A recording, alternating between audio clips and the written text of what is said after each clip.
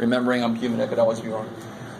What would I change, real quick, just to ask a question outside the realm of this problem? What would I change so I actually got this region here, this region here, if I wanted this?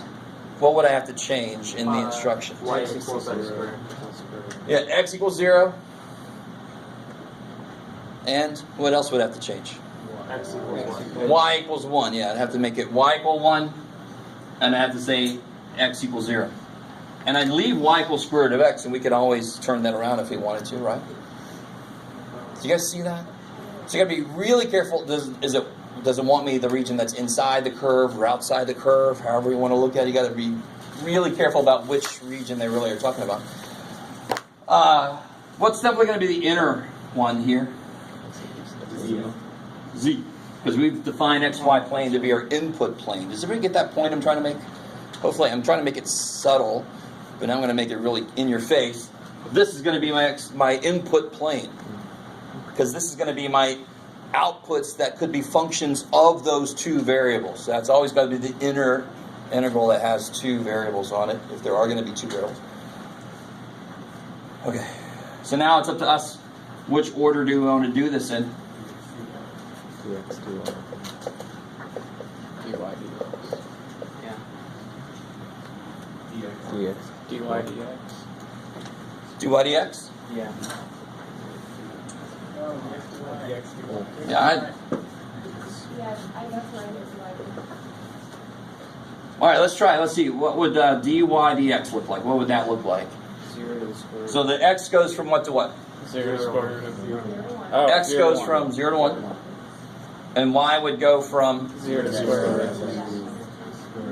yeah, 0 to the square root of x.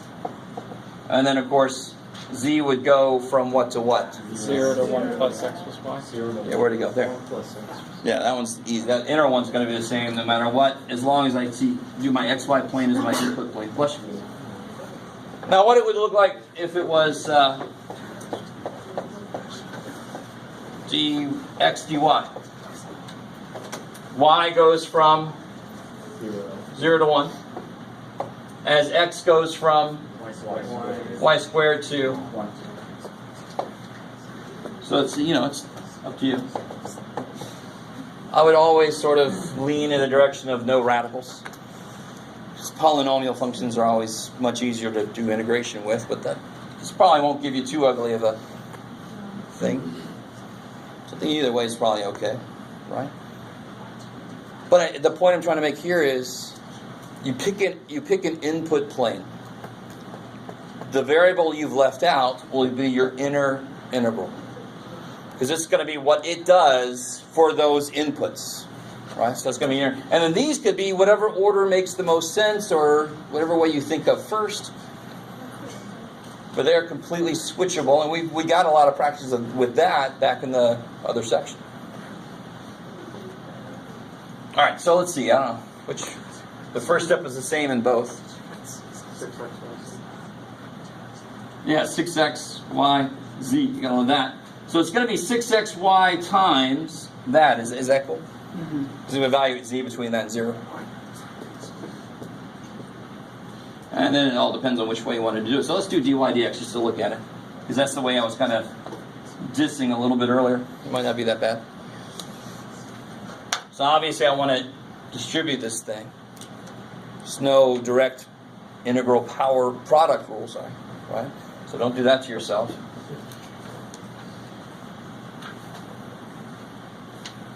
So I end up with integral 6xy plus 6x squared y plus 6xy squared, right? Yeah. Poor little thing. Oh no. All right. So now I'm doing dy, so I just integrate y. This is a really nice coefficient for that.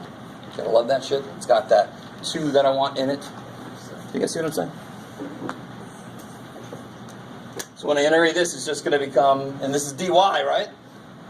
So I need a 2 out of that to put back up here, so it leaves a 3. That's beautiful, right? I love it when the coefficient has what I need. Over here, same thing happens again, right? 3x squared y squared. And then back there, it needs a 3. Hey, I got a 3.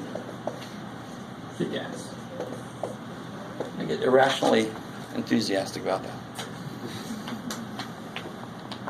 That's nice. You gotta love polynomials. Look how many variables they have in them. You gotta Evaluate it from, what was it? here to square. Now, this is where we start getting some ugliness that we didn't really need. Do you see that? Not bad. But it's not horrible. You're right. I'm sorry. You're right. I keep shitting on this poor method you guys used, and then it's like, no, Jeff, come on. So let's see. We get zeros are nice. Everything is 0, so I don't have to worry about that. So I get 3x squared. Cool. Plus, 3x cubed. yeah, this would be 3x cubed plus. 2x to the 5 halves. Yeah, because it would be 3 halves, 2 halves, 5 halves. I like it.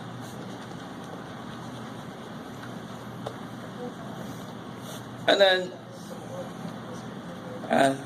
you notice how it's a basically polynomial. No, it's not really polynomial. Screw it. It's got that power rule thing going on. From 0 to 1. So all I really care about are the coefficients of what's left. Does that make any sense? When I plug a 1 in, I'm going to get coefficients of the integral, and then when I plug a 0, I'm going to get shit. Nothing. So this would become 1x cubed, right?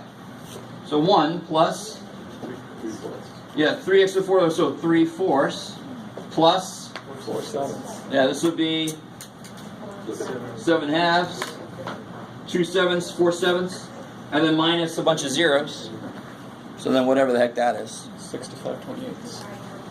Beautiful. That's what I got doing it the other way. Yay! So either way you did it, you should end up at 65/28.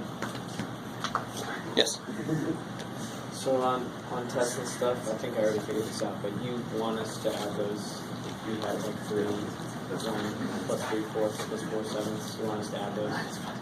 So Oh, hell yeah. Yes. Give me the answer. Don't give me a problem to work out. I already did all my problems way back.